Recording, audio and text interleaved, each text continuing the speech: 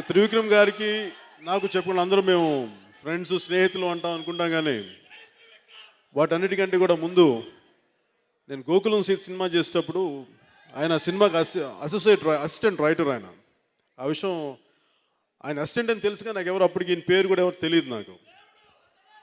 ఆయన ఒక రోజున నేను పోసాని కృష్ణమురళి గారు లేకపోతే ఆయన అసిస్టెంట్ పిలిపించి రాయించేద్దాం అని చెప్పి ముత్యాల సుబ్బయ్య గారు ఆ సినిమా డైరెక్టర్ అంటే అప్పుడు ఈయన చూశాను, ఏదో స్విమ్మింగ్ పూల్ సీన్లోనూ అట్లా 2-3 సీన్స్లో. ఆ సినిమాని చాలా వరకు రాసిన డైలాగ్స్ త్రివిక్రమ్ గారు రాశారు.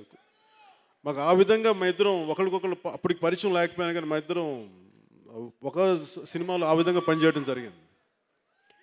నేను తొలి ప్రేమ సినిమా డబ్బింగ్ అయిపోతూ చేసేటప్పుడు ఫస్ట్ టైము చిరునవ్వుతో సినిమా, ఆ చిరునవ్వు సినిమానే నేను రష్ వస్తుంటే వాళ్ళ సీన్ ఏదో రికార్డింగ్ ఏదో చేస్తాం, నేను కూడా ఉన్నాను వాళ్ళ పక్కనే, వాళ్ళు ఎవరు లేరు.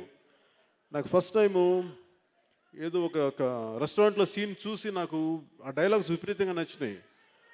నాకు అప్పటి నుంచి నాకు ఆయన తెలుసు, కానీ నాకు ఆయన ఎవరు కలవాలని కానీ ఎప్పుడు అనుకోలేదు, కానీ బట్ ఆయన చాలా బాగా రాశారని అనుకునేవాడిని. కానీ మాకు ఆ రోజు నుంచి మా ఇద్దరున్న పరిచయం, మాకు ఆయన జల్సా దగ్గర నుంచి నాకున్న పరిచయం, మా ఇద్దరి పరిచయం కేవలం సినిమా తీయటమే కాదు, నిజ జీవితంలో విలువలు పాటించే వ్యక్తి కాబట్టి నాకు ఆయనంటే చాలా ఇష్టం, చాలా గౌరవం. అందుకని మా ఇద్దరి మధ్య స్నేహం ఒకరినొకరు చాలా గౌరవప్రదంగా ఉంటాం. ఎందుకంటే ఆయన అంటే ఎంత అభిమానం అంటే,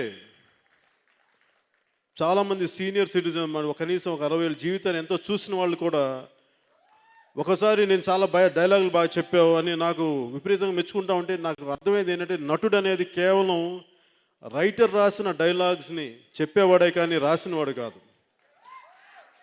అంటే నేను రచయితలకి ఎందుకు ఇంత గౌరవిస్తానంటే, ఒకసారి హీరోలకి చాలా మంచి పేరు వస్తుంది, చాలా ఇమేజ్ వచ్చినా కానీ హీరోలకి ఎలాంటి పేరు వచ్చినా కానీ దాని వెనక రచయిత కథ ఉంది అని చెప్పి నేను బలంగా మనస వాచ త్రికరణ శుద్ధిగా నమ్మే వ్యక్తిని నేను.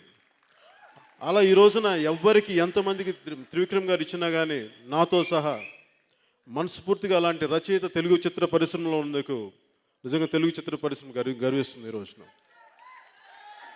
అలాగే ఈ సినిమా కథ అత్తారింటికి దారేది కంటే ముందు నాకు తెలిసి కథ ఇది చాలా అందంగా ఉండే కథ. అందరూ కుటుంబ సభ్యులు అందరూ కలిసి సకుటుంబంగా వెళ్ళి చూసి దీన్ని ఆనందించదగ్గ సినిమా ఇది. నాకు అప్పటి నుంచి తెలిసి కదా ఈ సినిమా నితిన్ హీరోగా అనగానే ఇది చాలా గొప్ప విజయం సాధిస్తుంది, మంచి అద్భుతమైన విజయం సాధిస్తుందని చెప్పి నేను మనస్ఫూర్తిగా నాకు తెలిసింది. కరెక్ట్ చూస్తుంటే ప్రతి విషయం కూడా అంతే అందంగా ఉంది.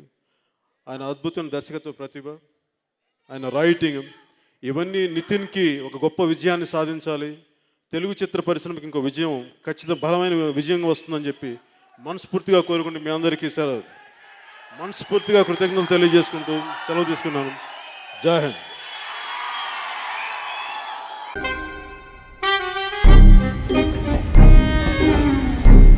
నేను నందుని రైల్వే స్టేషన్లో కలుసుకోవడం బిగినింగ్.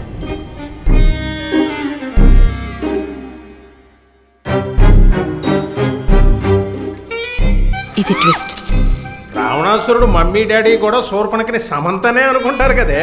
నువ్వు కత్తి నాన్న. రావణాసురుడి వాళ్ళ ఆవిడ కూడా వాళ్ళ ఆయన్ని పవన్ కళ్యాణ్ అని